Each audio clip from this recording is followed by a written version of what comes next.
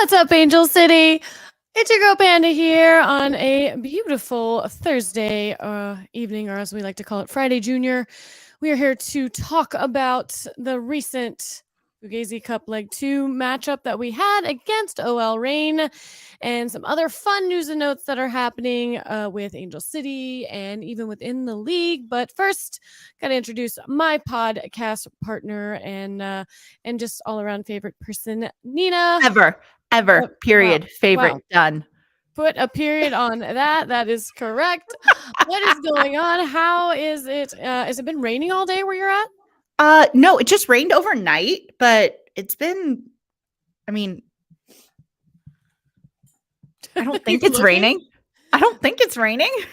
The sun is out here, but it was a nice little rainstorm. Like you said, last night there was like 2 minutes of like whoosh. Like the cats were freaking out. They're like, "What is going on?" And I'm like, "I don't know either." And then it ended as soon as like we realized it was actually rain. So it's kind of interesting. I mean, we're in a time of this season where it doesn't typically rain. It's just kind of gloomy. We're entering in the May gray without the rain kind of thing. But it doesn't say it's going to rain. It just says it's cloudy. It's going to be cloudy for a bit, and then oh my gosh, like 10 days from now on Saturday, it's going to be 92 and sunny in Burbank. Stop. I know. So enjoy it while you can, folks. Enjoy the nice, cool, rainy days. Have some soup if you can, because you guys don't get soup weather here in California very often. It's just crazy. I can't believe that we are going through this rain again. Oh, I know. My goodness. Well, it's okay. I mean, just be safe out there. But yeah, anyways, I mean, we are here to recap the Fugazi Cup game. Of course, we traveled up to face OL Reign on their home field. For those of you who are wondering where our last episode went, technical difficulties, you're going to have to find that one on YouTube. Go visit us there. Like it, subscribe it. Hit it up. I was going to say it not really technical difficulties. We were just our StreamYard was full. We share this with the boys in their podcast, and it's something you don't pay attention to. Apparently we talk a lot, and so the actual audio portion was full. So I could convert it, and if anybody knows how to do that seamlessly without downloading apps and converting and importing and all the technical terms that I am just not privy to and would like to help us with that so we can put it out there, we would. But I don't know that we even need to. We're moving on. A lot of people don't like to live in the past. We like to live in the now, and we're going to talk now about the most recent game that we had happen. But let's talk about some fun stuff first. Before we do that, should we get into some news and notes? I mean, we've got some fun stuff from the NWSL, but we also then have some transitional Angel City news. We do. Let me throw it up here for everyone to see. We have, I mean, come on. Was this ever even a question? Was anybody really back there going, who could it be? Who could it be? I mean, I don't know. Was there anybody else in the running even?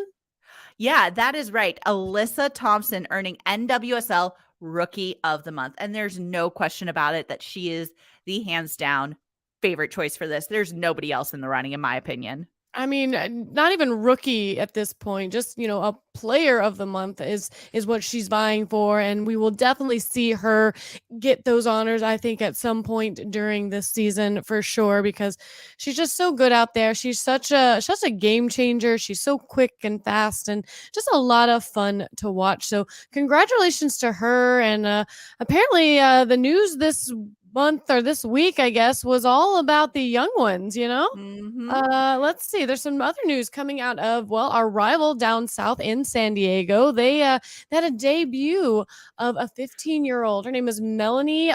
Is it Barcenas? Yes.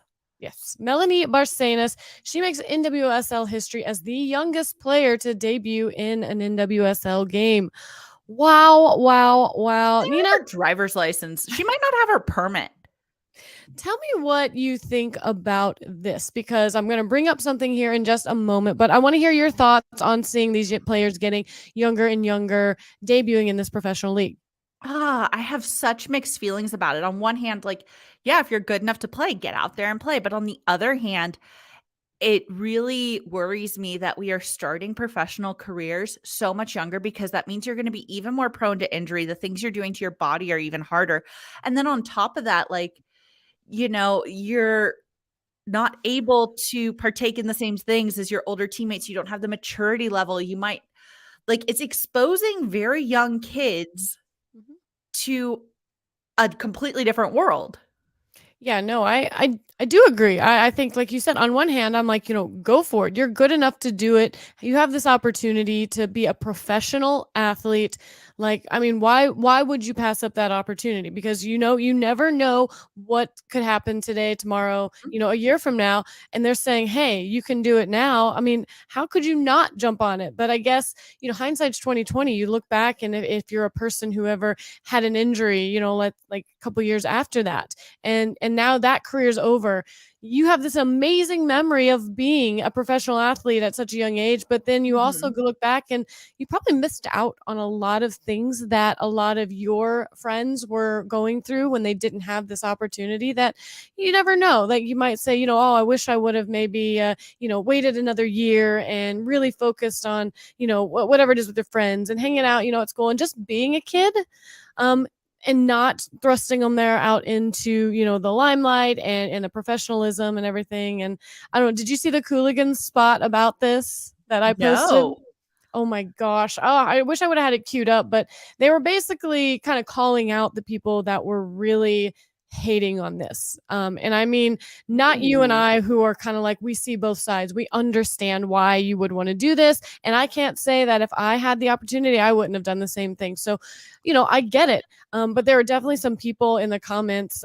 It's funny. Alexis goes, it's like, there were definitely white moms who were like, you need to, be in school. You can't, you don't want to, Oh not, gosh. you don't want to grow up too fast. You don't want to leave, and he's just like, it's a professional athlete. She's not like she's slinging boxes at Walmart or something. Like, she's not like in a Yeah. daily grind or whatever. But if you haven't seen it, go to either my Instagram, I posted a link to the story, or go to the Cooligans page and just see like their funny little take on it. Because I mean, yeah, I do. I see both sides, but you know Yeah, I what? mean, Go for it. If you can do it it, go reminds for it. me a lot of like child actors and actresses where it's like Mhm. it can either go really well or it can go really bad, like What are you but gonna that's regret life in more? general. You're What are you just in gonna the regret spotlight. more? Yeah, I think at the end of the day, you're gonna look back and regret not doing it, having the opportunity, than doing it and then realizing, well, maybe it didn't work out. But you're gonna be like, I'm glad I did it. I'm glad I had the chance. Because I think you would much more regret not taking the chance if it was presented to you than not doing it. So Absolutely. And then we have one other piece of news coming out for Angel City today, and that is a game reschedule. That's right. Make sure you update your calendar because our game has been moved from June 4th against the Red Stars to Monday, June 5th at 7 p.m. So make yes. sure you update your calendar. Can I say something about this? Absolutely. Okay. Well, because I've obviously seen a lot of stuff out there on social media about this. And, obviously I do. I understand why some people are upset. People make trips, they make plans. People have friends in Chicago who want to come in and see this game, and they've probably already booked Mhm. their tickets, and things get bumped. And it does. It's very, very unfortunate that that happens. However, soccer is a business at the end of the day. That's what it is. It's a business. And LAFC, first and foremost, they own BMO Stadium. For those of you who listen to this podcast, if you don't know that, LAFC owns it. Angel City basically like rents it from them. But they are the owner of it. If you go to Wikipedia and you look at all the stuff, it says it right there. Owner, LAFC. This is their stadium, and they graciously allowed us to come in here and play, the games, and it's amazing. However, they are playing in quite possibly the biggest game of their entire small little career that they've had thus far in like 5 years. And they are going for the CONCACAF Champions League trophy, which has only Mhm. been won by MLS once, and that was last year, Seattle. And this year, they're going to go up against Leon at home, and it's going to be on June 4th. And that's just the way the CONCACAF schedule worked out. That is nothing, I think if there were ways that they could have worked around it and it not cost them hundreds of thousands of dollars to do so, they may have. But I'm sure it has everything to do with forget the stadiums, but just the broadcasting, the availability of everything. I mean, you're dealing with Mexico, you're dealing with you're dealing with a lot here. So for them to, kindly ask Angel City to move their game a day, I think was their only option that they had. Mhm. So I understand everyone's frustration out there. I get it. And especially if you're not a fan of LAFC, like this is even more like frustrating. Like, why is this team coming in here and moving us out? You're not there. And I get it. It sucks. But let's big picture, people. Big picture here. It's one regular season game in the middle of it. We'll I mean, figure. we move games all the time for all sorts of things. Like, let's Right. not pretend like this is something out of the blue. Angel City moved games last year for reasons we had no idea. This That's time what we I was just gonna actually say. know. At least we have a reason. At least we know why they're doing it. They're not just like this game has been moved to a random Tuesday. So I get it out, go scream into a pillow if you need to, collect your thoughts and go, okay, this isn't that big of a deal in the grand scheme of things. Like we should be applauding the fact that, we have so many options for soccer now in the US. This was not a problem many, many years ago. So You know what else isn't a really big deal for us? what? The Fugazi Cup. Well, so we'll dive into it. So going from CONCACAF Champions League, quite honestly, the biggest trophy that, like our US club teams can garner for, to the most expensive trophy the women can garner for. Let's get into that. Oh, yeah, let's get into it. We're going to start with some lineups real quick. So, starting 11 for OL Reign. Some names that you know, some names that you don't, because like we said, it's the Fugazi Cup. So, you're going to see a lot of people start who don't normally start. But names that we do know are, of course, Huerta starting in defense. We know that, wow, I'm just Wow. minded too quickly words. Latsko, of course, and King up top as forwards. Ivory, interesting enough, their goalkeeper. She's one of 3 goalkeepers that have started for them this season. So very interesting to hear that. Of course, then on the Angel City side, lots of names that are not usually starters coming out here. Go ahead, Panda. Yeah, so of course we've got in goal. We're going to see Brittany Eisenhower. She's going to have a little bit of a redemption game in this one, which was good for her. We're going to see Camberos start. You got some other names that we obviously see all the time. We're going to see Lily Nabet get the start, Madison Hammond, and that's pretty much it. Our back line has been kind of interchanging, but we do have Jasmine Spencer back there wearing the big old captain's armband, which is super excited to see from her because she may be small, but she is mighty, she is fierce, and she definitely did a great job out there in this game. So why don't we get Dive into into this it. recap? Because the first half was going to be pretty quick. Yeah, the first half bored me. Like, just to be really blunt. You and I checked out those halftime stats and just looking back on it, and it was like 1 shot Yeah, to 3 shots, none on target. I mean, I'll throw them up there. I don't mind that. I mean, I have them. I grabbed them. I was so So bored. basically, the first half. Let's just kind of tell you what we thought about that.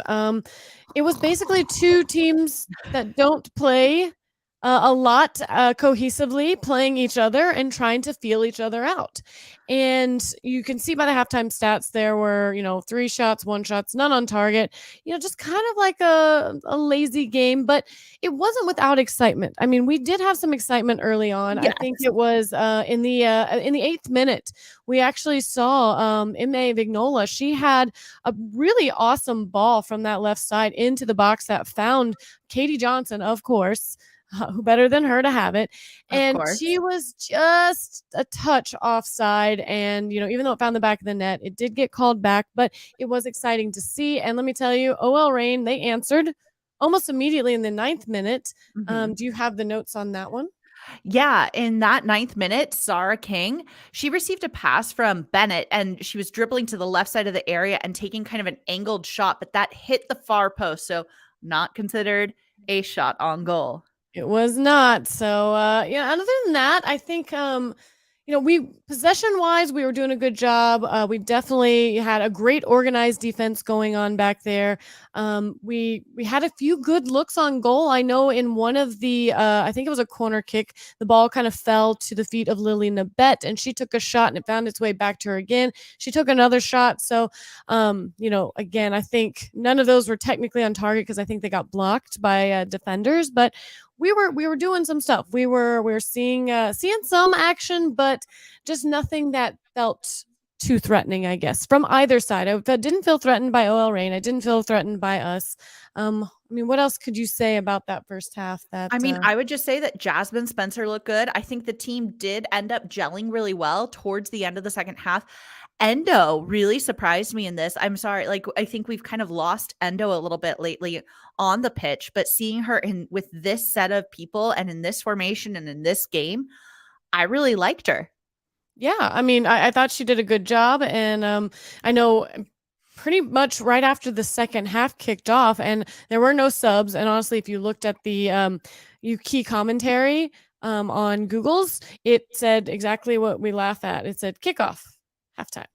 So there's nothing to talk about really, like we said. But pretty much after the second half started, no subs, and June Endo, she actually got a pass from the Reign backline in the 46th minute, and it drove it forward into the box, and well, fired a shot, but Ivory was there to easily save that ball. But that's what we want to see. We want to see these shots. We want to make these keepers save these balls. We want to give them some practice, because we might catch them sleeping at some point.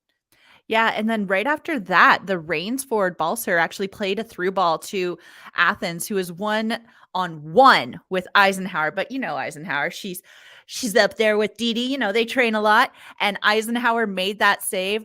Looked pretty good doing it too, I will say. Yeah, I think she said in like her post game, like she dreamt that moment.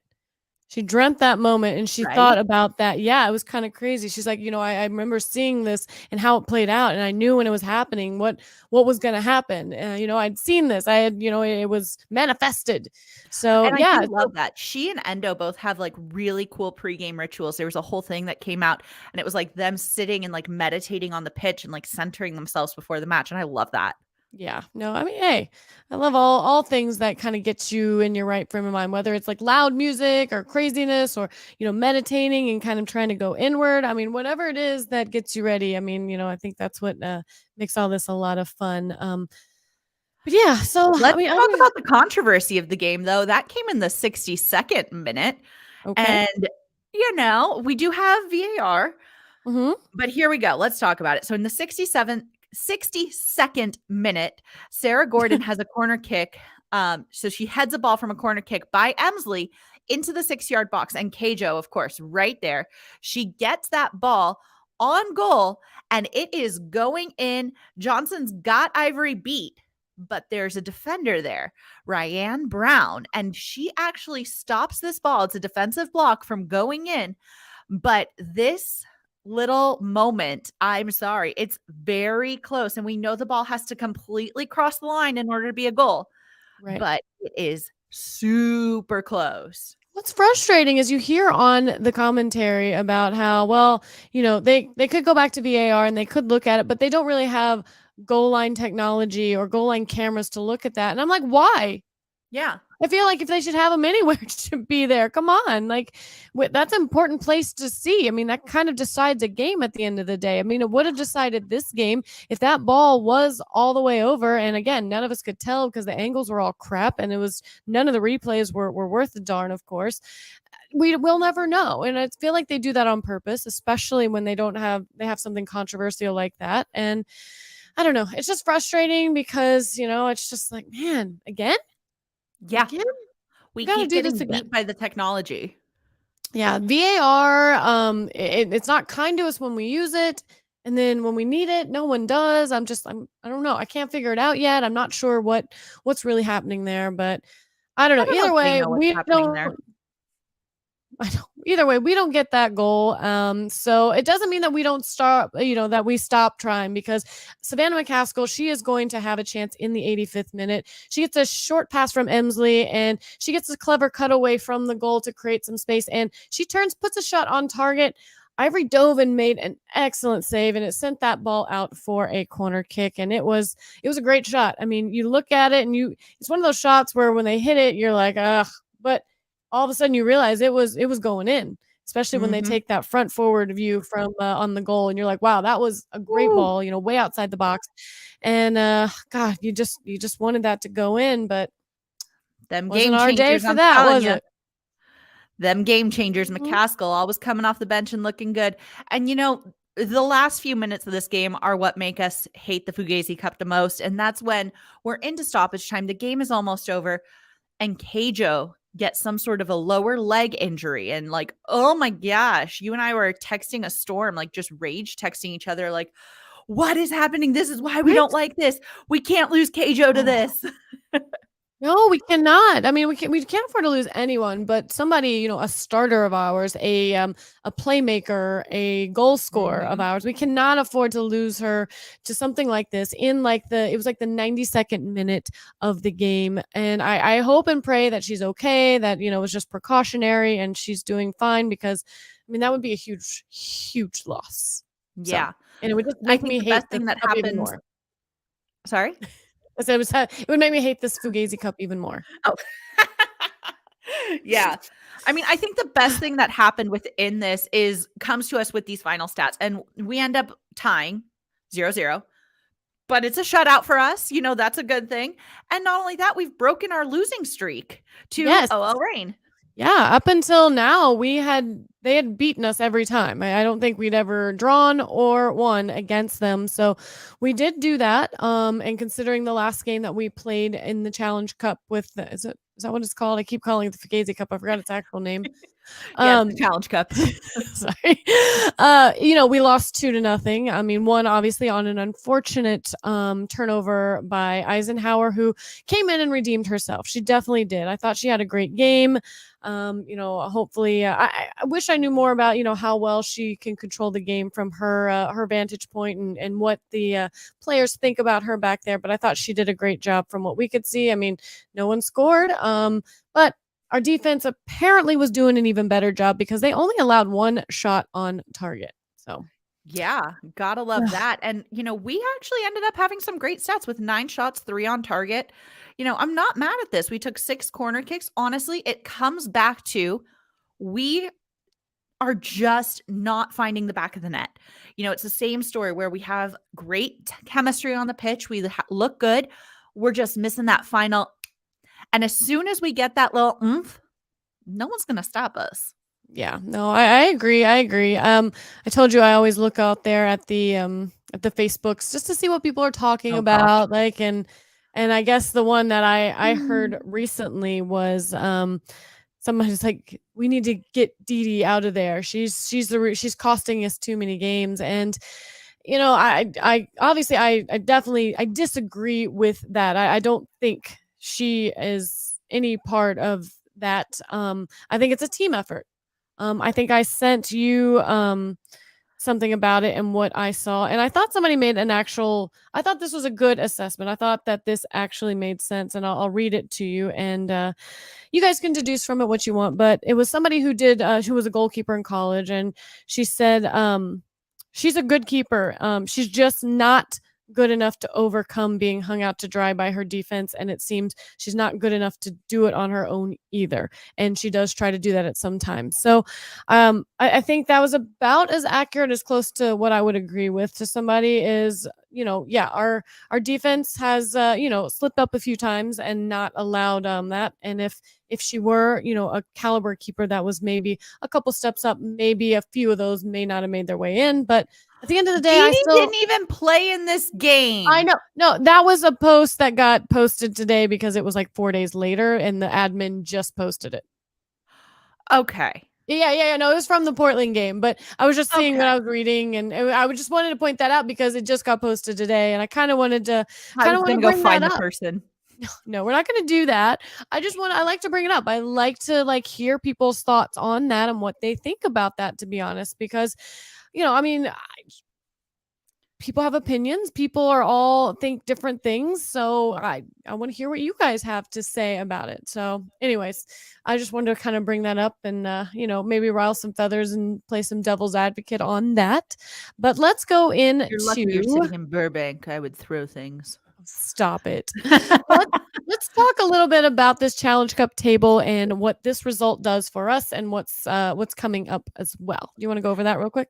Yeah, I mean, similar to how we are within the regular season, we are sitting right outside of playoffs and right outside of, That's where we love to be. It Told is you. what it is, but we're not in contention right now. A lot of teams still have a game left to play within to get up to that 2 games played. We obviously have 2, Portland and San Diego, yet to play each other. We're sitting pretty in 3rd place right now in the West, and that's not enough to do it. Yeah, I mean, So, thanks for the point. Didn't really matter. we still get to play San Diego twice. We still get to play Portland twice. So, I mean, it's early. Yeah. We'll see what happens. I mean, a lot of games left to play, a lot of season left. We got a lot going on. So, anyways, that's what that looks like. What do I have next? Oh, upcoming games. I want to go over upcoming games because it highlights the game that got rescheduled. But of course, we have a home game on Sunday. Forgive me and Nina for not being at that tailgate. We're going to go ahead and put it out there. Don't be mad at us. We're going to be driving back from San Jose that morning, and it's just going to be a race to the finish. Nina has a wedding Saturday night. She is going to be probably hair of the dogging it all the way home. I'm probably going to make sure I have trash bags in my car. Hey. And I know you when we have a little too much, there's only one remedy for you. That is accurate. I know. Yeah. But we will be there. We'll be there. We may not be there for the tailgate, or we may get there and we just won't be set up, unfortunately. So if you were looking forward to our sangria, I have to apologize in advance. It will not be there, although we should just make it and drink it ourselves. You might need it. Oh, God.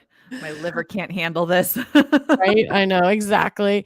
So yeah, that is on May 7th at 5:00 at home. And then of course we've got the next Saturday. We're gonna be it's gonna be our Mother's Day game.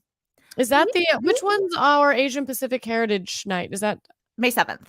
May 7th? Okay. I want to make sure we highlighted that as well. That we'll be celebrating that. I hope they have some cool scarves. I've seen some of the MLS teams. I think Atlanta came out with a scarf that was really fun and cool. And it's what I love when we celebrate this is there are always so much bright colors and flowers, and it's a lot of fun.